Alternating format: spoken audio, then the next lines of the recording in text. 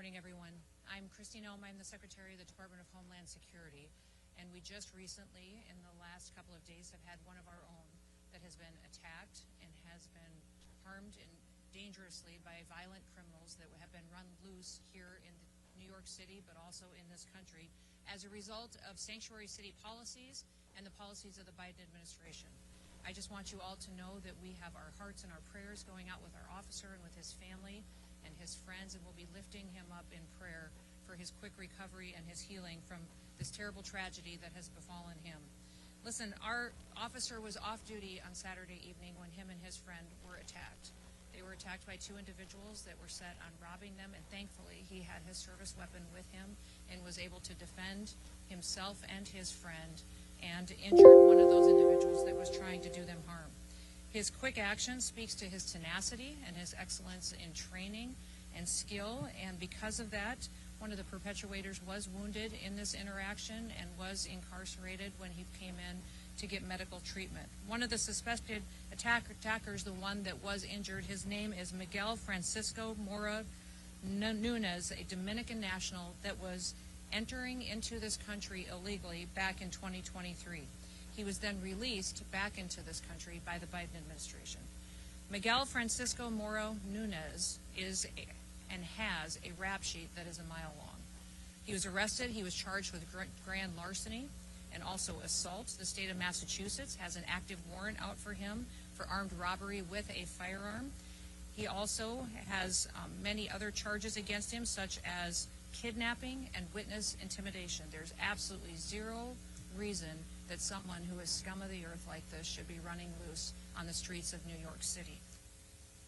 Arrested 4 different times in New York City, and because of the mayor's policies and policies, was released back to do harm to people and to individuals living in this city.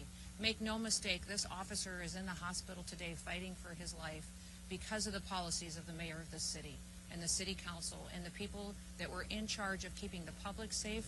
They refused to do so, and now we have the situation on our hand where someone who has dedicated their lives to protecting the public is now fighting in Sanctuary City and to policies and to change their tactics right now. Their job is to take an oath to protect the public, to out there every single day, provide for each other and to try to live the American dream, and they want to do so safely in their own communities. How many more lives will it take? How many more people have to be hurt and victimized before we have public safety be a #1 priority in some of our largest cities? When I look at what Mayor Adams did to see the families that have suffered because of his policies. We can look across this country at other mayors.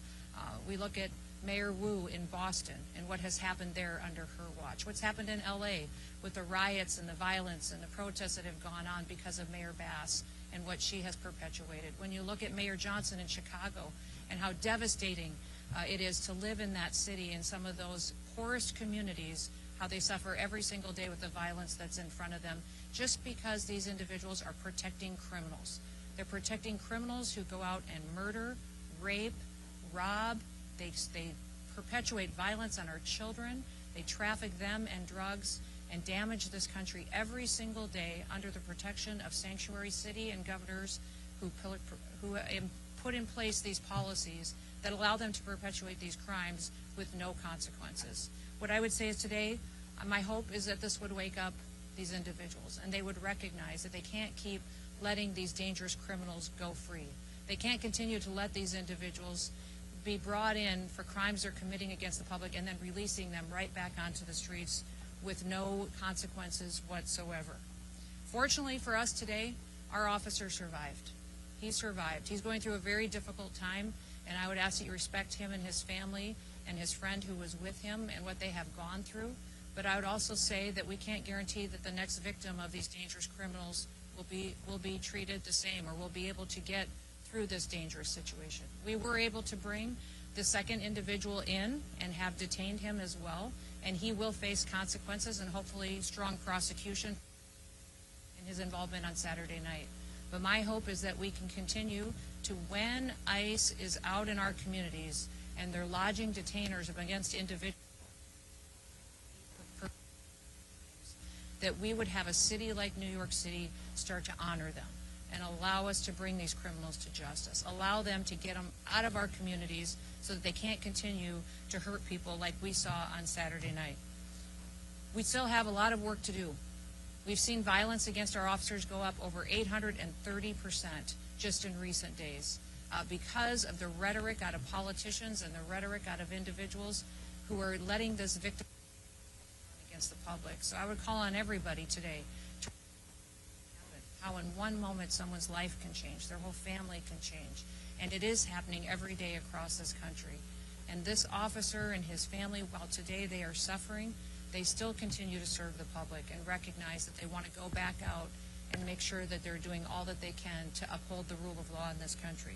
We're doing everything in our power to make sure that our officers out on the streets have the equipment and the training and the resources and the backup that they need to do their jobs, but they should never have to deal with an individual who was arrested 4 different times for violating the law and then released.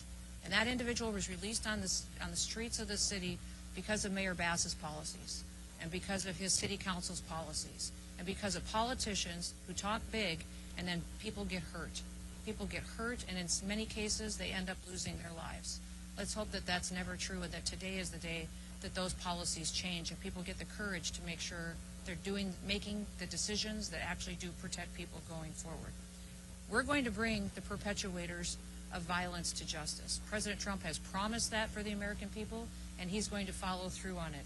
I'll do all that I can, and I'm so grateful to have partners like Rodney Scott with me from Border Patrol and Protection, and also with Tom Homan as the borders are. We'll continue to work to make sure that we're dealing with the violence that we see on our streets, but we also recognize that here in these sanctuary cities, it's much more dangerous because of the politicians who aren't taking responsibility for what they're doing.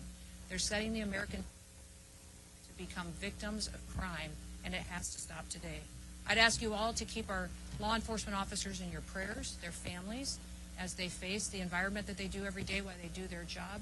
This officer wasn't even on the job. He was out enjoying a beautiful evening with a friend of his and was a victim of crime, and it ended up with him mortally and seriously wounded, and he is going to, because of the great care of the doctors that are taking care of him today, pull through, but our prayers are going to be with him and his family as they work their way through this situation. With that, I will turn it over to Rodney Scott, who is the Commissioner of our Customs and Border Protection. Thank you for being here. Thank you, Madam Secretary, for all the support that you've given us and the support